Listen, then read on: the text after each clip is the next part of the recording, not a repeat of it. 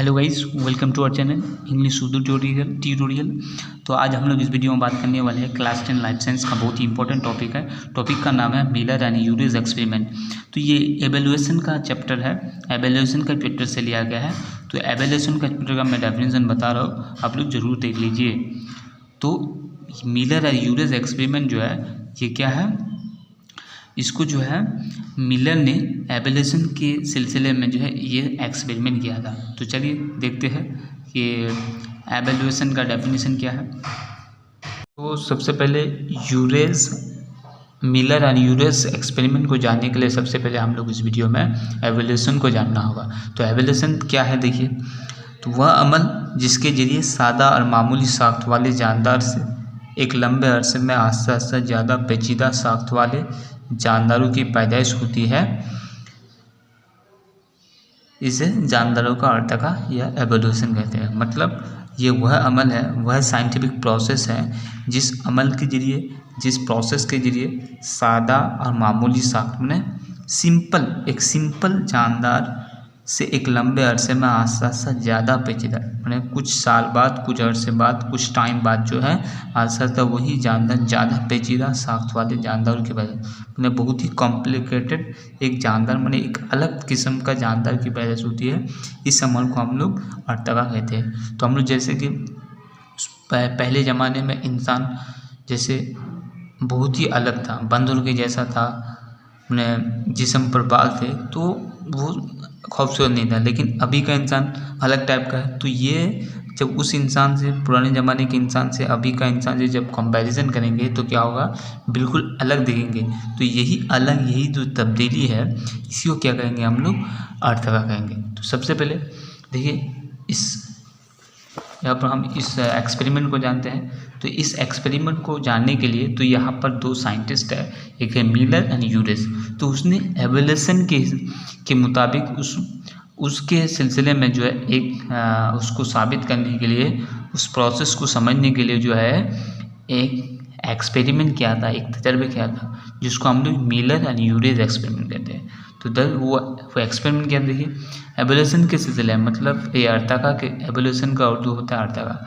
तो अर्तका के सिलसिले में मशहूर अमेरिकी यहूदी साइंसदान, ये साइंसदान अमेरिकी है और यहूदी कौम का है। तो यहूदी साइंसदान मिलर ने, क्या नाम है उसका, मिलर ने अपने उस्ताद, अपने जो टीचर थे हैरोल्ड की निगरानी में एक तारीखी तजर्बा किया था। किसको लेकर, एवेल्युएशन को लेकर, जिसे हम मिलर एंड यूरेज एक्सपेरिमेंट के नाम से जाने जाते हैं। तो ये अब हम लोगों को जानना है कि वो तजर्बा क्या था। तो देखिए, मिलर ने शीशे की फ्लास्क में अमोनिया, मैथिन और हाइड्रोजन गैसों का मजमूआ लिया। तो सबसे पहले इस तजर्बा करने के लिए उसने क्या किया, एक फ्लास्क लिया, मैंने ये लेबोरेटरी जो इंस्ट्रूमेंट होता है वो फ्लास्क। तो फ्लास्क लिया, तो फ्लास्क में क्या लिया, उसमें दो फ्लास्क है, उसमें दो जो है मैंने दो ऑपरेट्स है।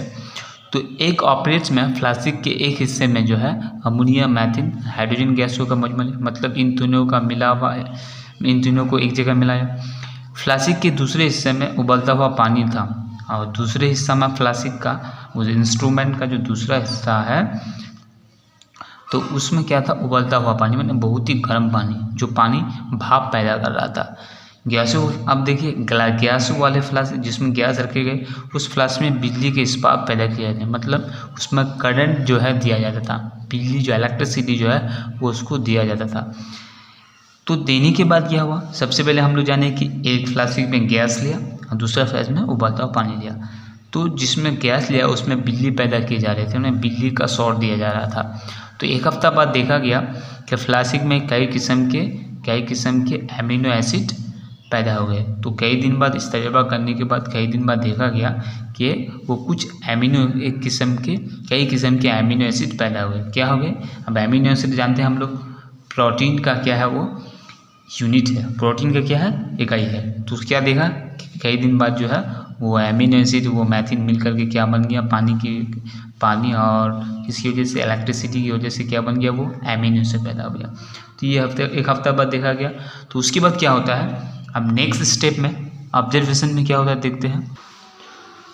देखिए, मिलर ने अपने तजर्बा की बुनियाद पर यह दावा किया। उसने क्या दावा किया, यानी ये डिमांड किया, ये वाजा कर लिया, ये कंक्लूड किया कि जानदारों की पैदाइश गैर जानदार माध्यम से हुई है। उसने इस तजर्बा की बुनियाद से बेसिस पर जो है ये बताया कि दुनिया में जो जानदारों की पैदाइश हुई है वो नॉन लिविंग थिंग्स से, नॉन लिविंग एलिमेंट से बने हैं।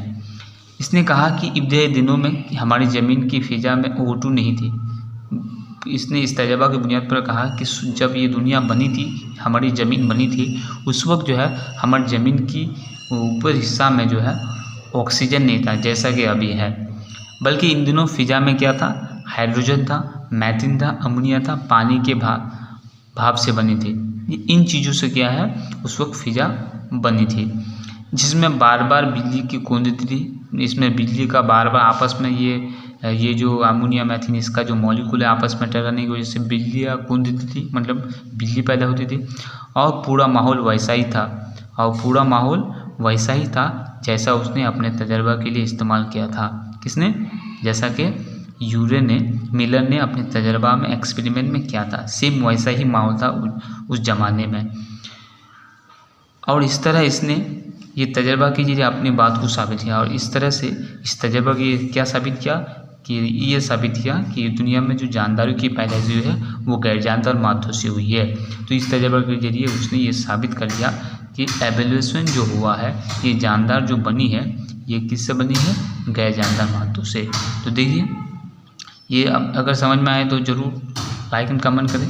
सो please subscribe our channel English Urdu tutorial and hit the bell icon to never miss an update. So thank you for watching, thank you for listening, have a nice day.